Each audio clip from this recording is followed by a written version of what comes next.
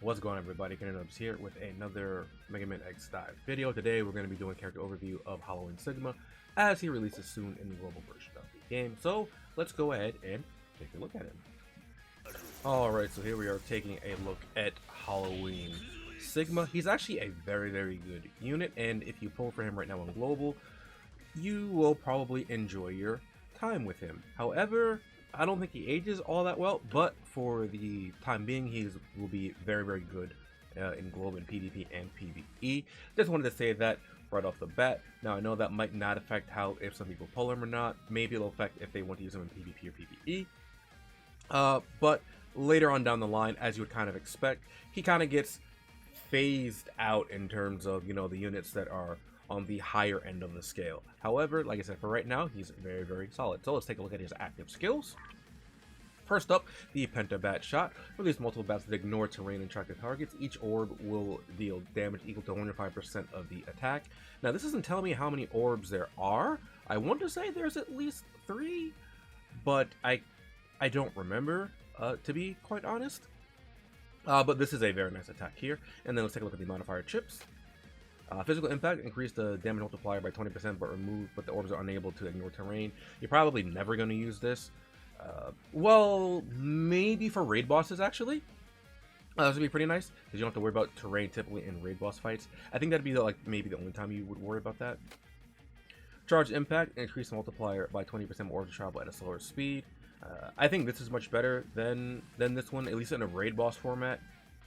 So you just use this one instead. You can use this one, but they're essentially the same thing. It's just depending on which negative effect you want to have. And I just think this one's better overall in the raid boss scenario again. And then finally, we have HP recovery. When hitting a target, recover HP equal to roughly 5% of your attack. This is what you're going to have on most of the time anyway, for generic PvE stuff most likely, and for PvP, as just for connecting your attack, you get the healing off of this. Especially because Halloween Sigma is more of a zoner character, so you're going to want to control space with him and you want to zone your opposition away from you. So being able to stay healthy while they're zoned out is quite nice, and it'll be really hard to zone them out if their bats fly slower or if they can't ignore terrain. Actually, you're never going to use this in PvP just because it can't ignore terrain. Maybe if the map is open enough you could use this, but I think if you're going to use one of these two, you would use this one in a PvP scenario. But I think this one's overall the best one to pick. Next up, we have Hellfire Dust, and I didn't mention this in my preview, but I remember the first time I saw this just makes me think of Teostra from Monster Hunter. Those of you that might have some knowledge about Monster Hunter, you know that Teostra is all about his blast explosions, you know, spreads his dust, it explodes, boom. Anyway, after extinguishing Hellfire, dust will appear on the target and remain on the target for a moment before exploding, causing damage equal to 306% of your attack to all targets in range. Even if there are no targets in range, the dust will appear on you instead. So if there's nothing you can lock onto immediately, it'll just plop the dust right on you, and then it'll explode. If you're lucky, maybe the opponent is silly and walks into that, but as long as you lock onto them, it'll be great, and it does a fat amount of damage. Look at this, 306% attack damage. That's really high, just for one skill. And then, as you can see here from the modifier chips, you might be able to tell already, for those of you who have critical knowledge of this game, you can see from the icons that these are all things that are useful for PvP. First up, we have Dynamic Destruction. Inflicts slow on the target after it has been hit to reduce movement by 51%. That is fantastic right there. Next up, we have Lock and Nullification. When hitting a player, the skill will cause confusion, which will disable auto-aim temporarily. Again, something that's really nice, which you can put on as well. Now, this one probably won't be as useful in maps like where you're zoning them out on maps maybe like cyberspace, assuming the opposition can even lock onto you and hit you as it is. And then finally, we have Dust Burn, causing the target to burn to take 15.3%, rough 15% attack damage every half a second, which is nice. This one's also particularly good versus raid bosses as well. So not only do you do a fat amount of damage, but you get the dot or the damage over time damage as well. So that'll be very, very nice there. And as for which one of these you want to use in PvP, I think it'll just come down to what you want to do, to be honest. I think all of these are good options.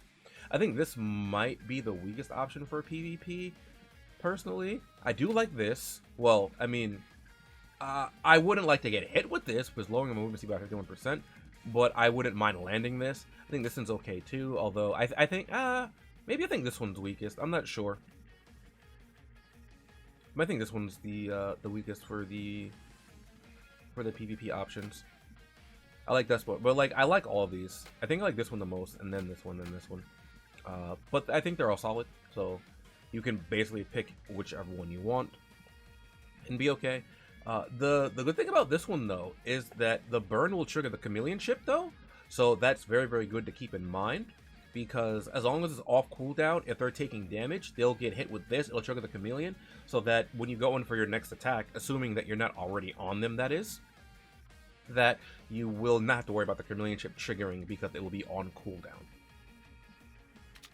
So for the passive skills, first up, we have gain Hellfire status that cannot be removed every 25 seconds, and increase the damage of Hellfire dust by 30%, causing the dust to remain on the target longer, which is very, very nice there. Increase Hellfire dust by 30% damage by 30%, and it already has a huge multiplier as it is. So yeah, that's a nice fat multiplier right there, which is fantastic for your DPS. So we have positioning system, enhance the tracking effect of Penta Bat Shot. Oh wait, Penta, that's 5. Duh. So it probably shoots out 5 bats. I'm bugging. Why did I say that earlier? It's called Penta Bat Shot. The name is pretty self-explanatory, though. I can't really know with this game sometimes. Tracking system, very, very good. Gives them more tracking effect. Then we have Hellfire Protection, which I really, really like. When the Hellfire status is active, reduce damage you take by 35%. Now, it actually says tack by 35%, but it means take by 35%. So you have a fat damage boost and a fat damage mitigation as well. And you already know I like damage mitigation. The downside with this is that it is tied to the Hellfire buff. And you might notice that this Hellfire buff doesn't say that it can't be removed. So you're gonna have to watch out for things that cause interference with Scourge. So your Nightmare Zeros, your Zero Nightmares, your Primitive Outstrike Zeros, things of that nature. Grudge Axe will be able to yoink it away as well. But ideally, you're zoning them out so that this might not be as big of an issue, so that you keep a damage mitigation up. Although you'd have to worry about that anyway every 25. Well, when the buff dissipates, you'll be taking more damage because you won't have the buff up for this passive anymore. Next up, we have Seize. After hitting a target with the Penta Bat Shot, randomly take 1 buff. This effect can only be activated again to 4-second cooldown. Very, very nice there. It allows you to go ahead and just yoink a buff just for existing, which is very good, as things like Grudge Axe are good because of that. Although Grudge Axe also has a capability of confusing. Yoinking buffs off the opposition is also pretty good as well. Like imagine maybe you're in the mirror match and you just yoink away the opposition's changing into Demon Duke buff, right? So that'll be pretty cool. Or like you just yoink their defensive buffs as well. So let's say maybe in PvP they kill the mob, get the buffs from that, you're like, mine. And then that's it. It's pretty good. Finally, we have Demon Duke's Feast. When you're hit by an attack, you'll be able to use Hellfire Dust again and gain a Hellfire status. This effect will be triggered once more for 10 seconds. Now, I think this passive is good, but I don't like it all that much because I like to be, I like to have more control, kind of what I can do. And with the way this passive works, I have to be hit, so I don't have as much control over it. Now, the good thing about this is you can kind of manipulate it with the mobs. You can just walk into the mobs and take damage that way. And then it also gives you, it refreshes your Hellfire status, which is nice. So you get access to damage buff, damage mitigation, and then you can use Hellfire Dust again as well. So that's even more damage as well, which is fantastic.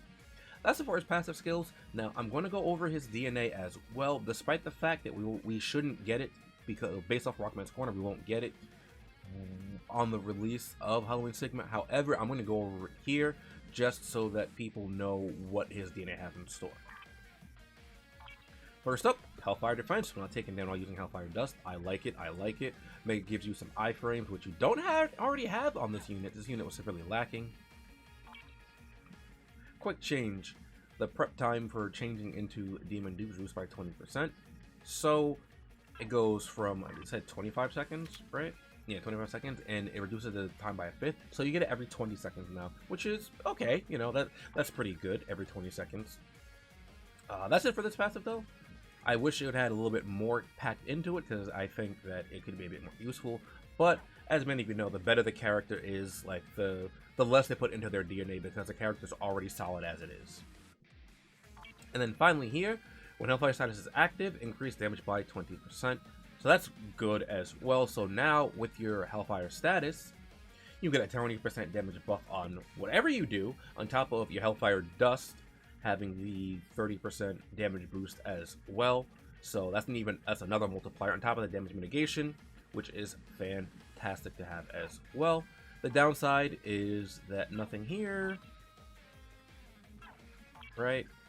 If you go back and look at all these, nothing here really really allows you to not have this dust, your Hellfire status, you know, not be removed by something else. So that's going to be a bit of an issue with Halloween Sigma, especially because, at least PvP wise for right now, a lot of people using Grudge Axe, you know, people using Zero Nightmare again, and people using Criminal Offset Zero, because we Criminal Offset Zero early. So you're gonna have to play a lot more carefully around some things as well, because of Hellfire Sigma wants to have that buff active. So let's take a quick look at the unique DNA. Here, and indestructible, when HP is below 50%, gain a shield of normal ability that protects you from all damages. The skill will be activated once per stage. This isn't really something that I like either. I think it's okay. I think it could be a lot better. Getting the invulnerability shield once you drop below 50% is quite nice. However, later on, as more and more characters are going to get introduced, the potential to get one tapped will be a lot higher, so things like this won't even be that relevant. So that's why I don't really like it. It's good if you don't get one tapped, right? But if you get one tapped, it's kind of like D:, like, man. Other things you have in here are Snipe Boost, Tap ability, which are nice because this is a zoner character. Summon Sentinel as well you can make use of, depending on if you're in a raid or not, or depending on what the meta is like, where you're going to use him. I say what the meta is like because something are counted as summon monsters. Boss Killer 3, again, if you're using this as a raid killer, go with that. Thorough Preparation, Thorough Amplification. These are decent. You have some inherent healing on him as well, so that's something else you can do. Then if we come over here, Indestructible again, Interference Resistance. It's actually quite interesting, because Interference Resistance, if you opt to build Interference Resistance, this will make it so that you shouldn't get Scourge, because I'm pretty sure Scourge from Nightmare Zero actually has to inflict interference in order for it to cleanse your buffs. So that's something you could work on here as well. Grudge Axe is a bit different because Grudge Axe doesn't remove it, it just takes it away. You have some other resistances here as well. Blind you don't really need to worry about. Slow, it's kind of annoying. Here you have access to some more special attacks. Slow special attack, continuous damage special attack, and continuous special attack. You can opt to whichever one of these you opt to put on your skill 2 for the modifier chip. So on your Hellfire Dust. And then we have some other things here, though. Like I said, if you want to lean a bit more into the interference resistance, maybe you can build that up so that your buffs don't get yoinked. But because Grudge Axe is such a relevant weapon in global anyway, it might not be all that helpful outside of a few specific matchups as it is. Okay, I just came over here real quick to check the wording on Scourge, and yes, Scourge says when causing interference, that's when it cleanses all the buffs as well. So let's go. Yeah, Crimson Assault inflicts interference, so you're gonna have to watch out for that. But again, if you at least put some investment into interference resistance, you should more often than not get it with interference as well. And then over here, just to show it, the Zero Nightmare virus as well here inflicts interference, and then again in over here he has Scourge. So if you're struggling with Zero Nightmare, or against maybe Criminal 0, you can opt to go for the interference resistance builds as well, as those will actually be pretty helpful on Sigma. Though, with that stuff out of the way, let's actually take a look at some weapons for Halloween. Alright, so Halloween Sigma does not have inherently any real weapons he has affinity for, whether it be amplifications or mitigations. However, what he does have access to is Snipe Boost, and because he wants to be a zoner type character anyway, that should give you a little bit of a hint of what weapons you might want to put on to Halloween Sigma. So, as per usual, I say as per usual, but one of the weapons I recommend, Cannon God. There is a better weapon coming to Global later, but as it's not out in Global, I'm not going to talk about it quite yet. But the Cannon God is a good weapon here. I can't show the passive right here because I don't have it unlocked on this account, but the Cannon God can just ignore terrain, so you can just hit things from downtown Ohio, which is quite nice. And it also can inflict the immobilized status as well. I think Explosive Bolt is a decent option. It has insane range. It also comes packed with Player Killer as a potential hidden skill as well, should you opt to go for that. But Snipe Boost and Long Range Boost as well. But Player Killer, if you're using this for PvP, I think Player Killer is overall the best option here. Penetration is an option as well, but for penetration, I think is a lot less consistent, just because the logic for penetration is that you get like fat ricochets off, so it increases damage by 50% after the penetration. But I think that's a lot more map dependent. Maybe what you could do is just swap between the two depending on the map. Like, I think Cyberspace would be a good map for the penetration build, but like I said, I think that's a bit more situational. I actually think Turbo Cannon is a decent option as well. Although you want to zone enemies away from you, Turbo Cannon is just so good. Sigma doesn't inherently have any iframes of his own, and prior to his DNA, he won't have any, which he shouldn't have access to with his release. So having overheat protection is going to be real good. Again, though, I just want to make sure that you guys are aware, if you're going to be using this for PvP, you probably don't want to unlock Compression Energy Tank, as it increases your energy by 10%. It does give you more range. However, that also means it takes you a bit longer to dump your clip, which means it takes you longer to get to your iframes. So just keep that in mind. I'm going to throw in Electric Current Spray Gun as well. This weapon isn't too bad. I don't think it's all that great, but it's another option that you can use. It has decent range. You also have access to potentially, I think it's a hidden skill of paralyzing or getting the immobilized as well. So that is something you can get, or you can go for the range increase and just have a lot more range with this weapon, which is quite nice. So you have the 20% here, and then you get the 50% there. That's pretty decent. And I think, oh, it doesn't inherently have a chance of inflicting immobilized. Okay, that's okay. You also get the access to Destroy Armor as well, which is a decent option. I don't think this is one of the better options, but like I said, we don't have some of the options that I would like to recommend in the global version right now, so that's why I'm refraining from some of the options. I guess in theory you could also use Destructive Laser as well, and it's a bit of a longer range weapon, so you'll be able to hit from further away. You don't have to get as close to the opposition. Though I do think that the Explosive Bolt is a much better option for range, just because it has so much more range on it. But if you have this and that Explosive Bolt built up, this is a decent option as well. And I think those are going to be it for like the PvP weapons. So let's take a look at some PvE weapons. Kind of as per usual, the Festive Specialty. It has healing attached to it, so that will help you out immensely if you're just generic PvP stages or PvE stages. Bubble Bomber can keep you topped off quite nicely with the healing that it allows with its Oracle of Life and the hidden skills we have access to here. We have the regeneration skill as well. If you're fighting a boss of some sort, then obviously I cannot forget to mention the Sinister Shadow Saber. I didn't mention any melee weapons in using Halloween Sigma for PvP, just because, like I said, he's a zoner character, so you don't really want to get close. However, you could use the Ancient Relic as well, as the Ancient Relic, something I kind of got to mention. The Ancient Relic has a lot of utility with its hidden skills. You could either get speed, assault, protective, or even cleanse, which are all very, very nice. You don't have any inherent shield, so the protective rune will be good. You can use speed to like keep your distance from the opposition or gun down someone who's low, and then crit is just crit.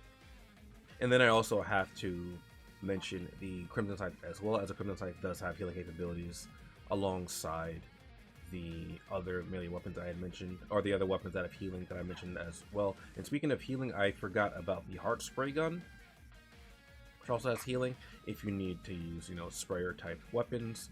So there is that. Alright, I think that'll wrap up for the weapons that I think would go decently with Halloween Sigma. So let's talk about some card setups now.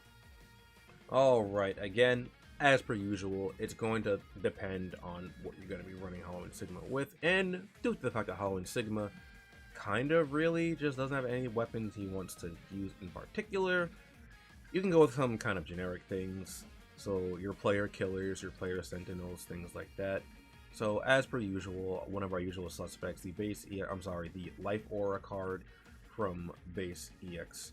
If I can find it, yeah. The Life Aura card is player killer 2. The Sigma X4 second form has player killer 2 as well. The Mac card is an A rank card that has player killer. Akuma has a variant of player killer which you can use. Violin has player killer 2. The variant that Akuma has, where are my Street Fighter cards? That Akuma has though, stacks with player killer because it's called something different. It's called Way of the Fist, or Master of the Fist. So you can stack this alongside player killer and not have to worry about them, not stacking. And then I just wanted to make sure to show Mac here as well, as he's an A rank card but has access to player killer. Now outside of that, again, it's going to kind of depend on what you want to build for. You could easily go for like Confusion. If you're going with the Confusion on your Hellfire Dust, then you're going to want Confusion special attack. If you're going to go with the Slow, you're going to want Slow special attack, which I think Flame Mammoth card actually has. Yes, Flame Mammoth card has Slow special attack on that. And if you're going with the Continuous Damage as well as another one. And I know the Magma Dragoon card has access to that. Actually, this has it as well. The Magna Malo card, which triggers off of red, blue. So you could stack 2 Magna Malo cards together for that if you're going to be using the burn. Here it is. Continuous damage special attack on the Magma Dragoon card, which you can make use of. And then for maybe more like a PvE build, maybe you want to go and use, your Hino and Monoto card for the Bunny Dango and the Kamura Maiden cards, as these will help when you're fighting a boss characters and when you HP drop below 50%. You can definitely make use of that. Or you could use the Yomogi card, if I can find, yeah, Yomogi, because Yomogi can actually stack with themselves as opposed to the Hino and Monoto card. So Yomogi here, as you can see, it triggers off of green, blue, get Bunny Dango 2 there, and then a 1-star, between a 1 and 4-star Yomogi, I can get Bunny Dango 1 stacking on top of that, because again, green, blue, which will help nicely in PvE content if you need some healing there. You have access to a mobilized special attack here with the Blanca card, and it'll stack with himself if you opt to put 2 Blanca cards next to each other.